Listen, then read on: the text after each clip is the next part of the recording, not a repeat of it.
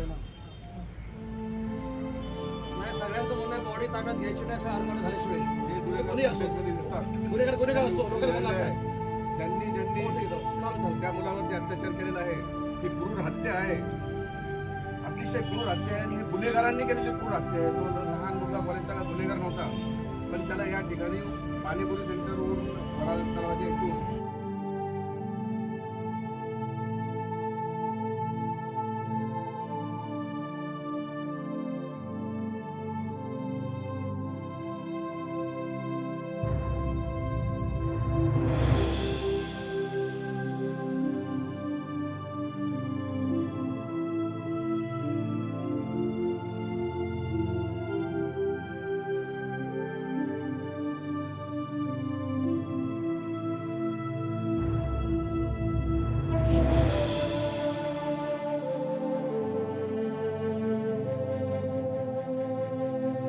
चौदा तारखेला देवा नावाचा मुलगा कॉलेजला आला होता.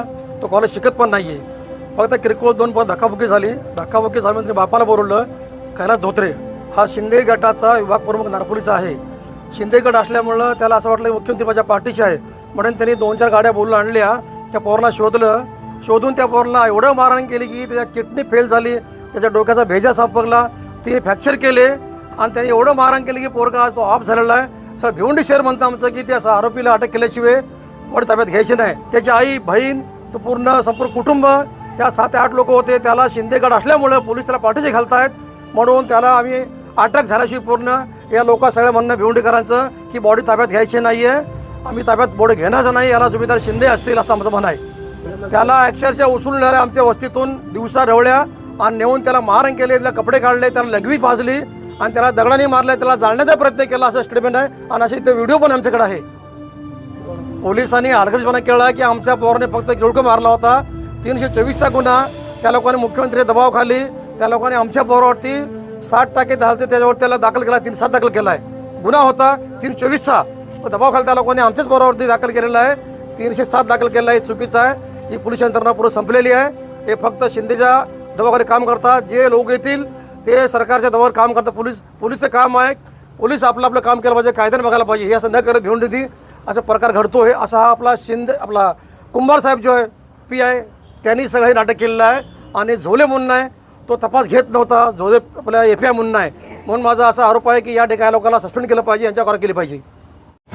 14 तारखेला दुपारी साधारण 2च्या दरम्यान BNN कॉलेज जे नारपुली पोलीस हद्दीत आहे त्यासमोर धोत्रे जे नारपुलीत राहतात आणि यांचे काही मित्र होते ते तिथून रस्त्याने चालले होते. त्यामधून जाताना धक्का लागला. त्यावरून त्या एकामेकाला राग आला आणि त्यामधून नंतर जमून वेगवेगळ्या ठिकाणी लोकांनी एका दुसऱ्याला मारहाण केलेली आहे. त्यामध्ये भिवंडी शहराला 2 गुन्हे दाखल झालेले आहेत.